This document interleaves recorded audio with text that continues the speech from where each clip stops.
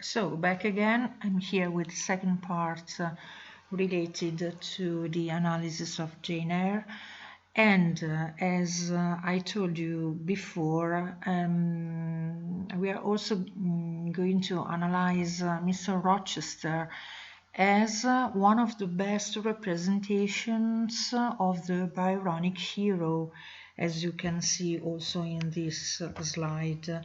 So, what is the point?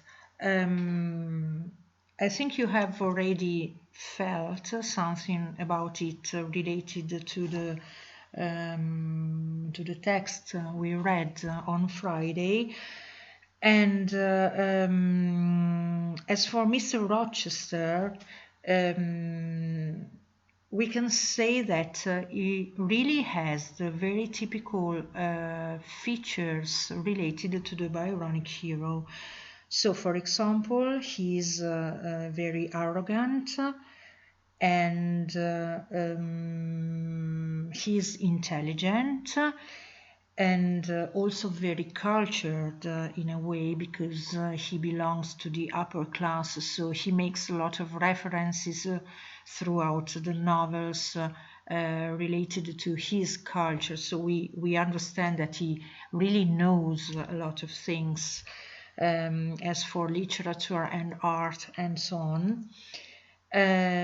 But and which is perhaps really the most typical feature related to the Byronic hero, we understand that he has a very strong sense of guilt that is caused by his past, that we are going to discover throughout the development of the novels. And these are really very typical elements of the Byronic hero. So it's interesting to understand that. So we have a representation of a kind of hero that belongs to the Romantic age in the Victorian age. Okay, that's really one of the main things related to this novel. And if we think about Jane, she's herself, sorry, because she's a girl, of course. She's herself a kind of romantic heroine, just because she is really very passionate, and she also has a romantic nature in herself.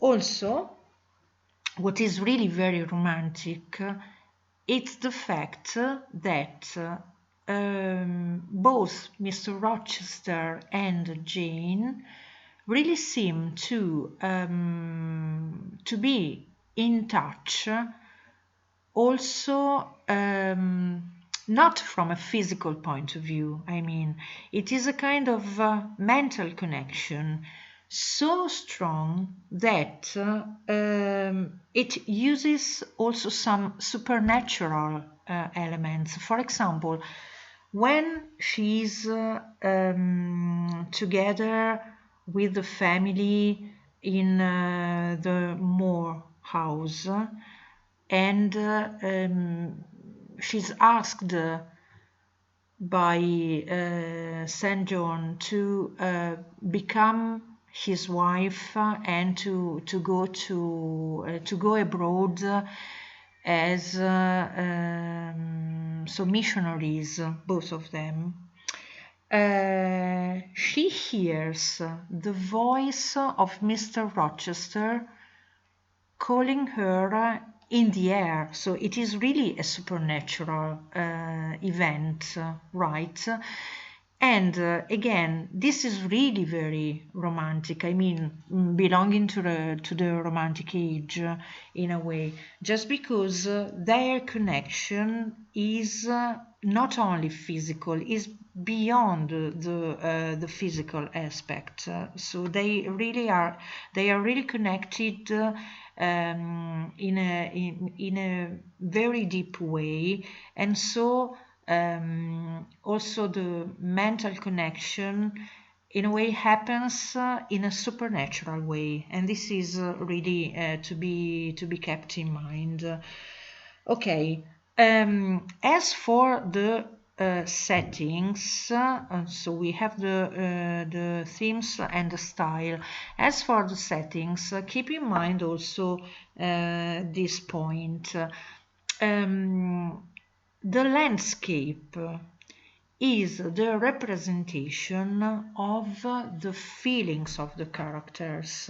Okay, and this is typical of the Bronte sisters because it happens even more in Wuthering Heights, written by Emily Bronte, but it is really very typical of them. So the landscape is the representation of the feelings of all the characters, right? So this is a new function of nature in a way, because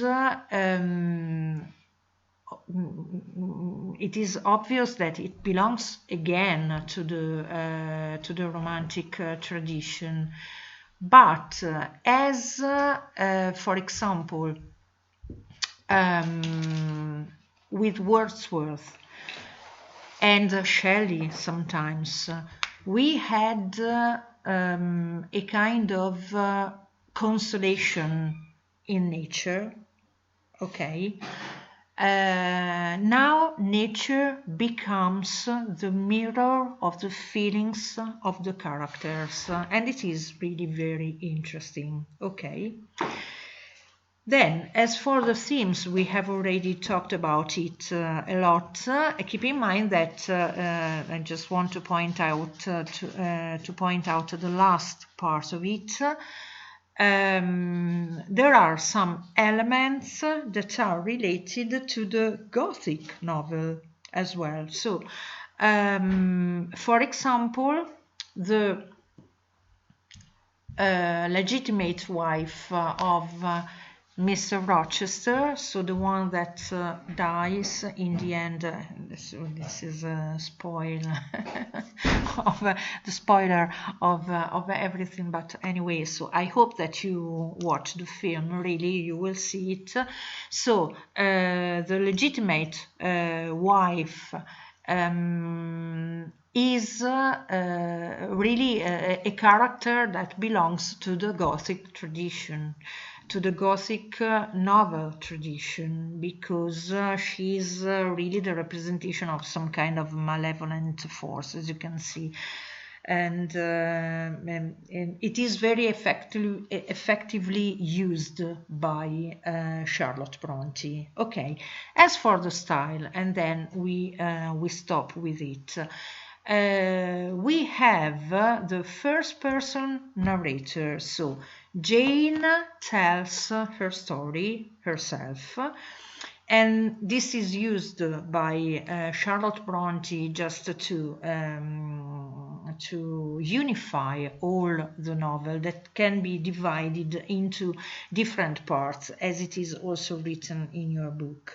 Okay, but in this way, of course, we have only the point of view of Jane, right? Because everything is narrated by her.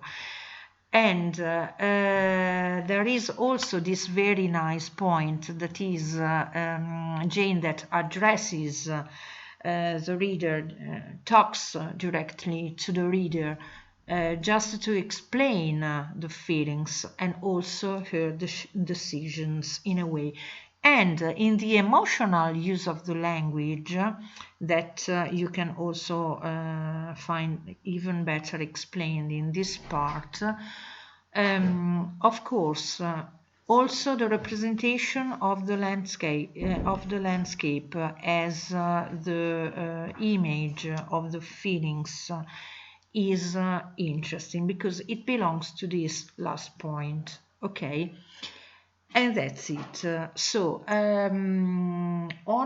let me check once again. Yes, on Wednesday, we are going to analyze the last part of the last excerpt of Jane Eyre, and it is even better in the description of the independence and of the, let's say, really the self-awareness of Jane. It is really very, very nice. Also a very nice point in the film with Michael Fassbender and Maya Wasilewska. Okay, I hope you watch it, really. Okay, so that's all for today, and see you on Wednesday. Have a nice day. Bye bye.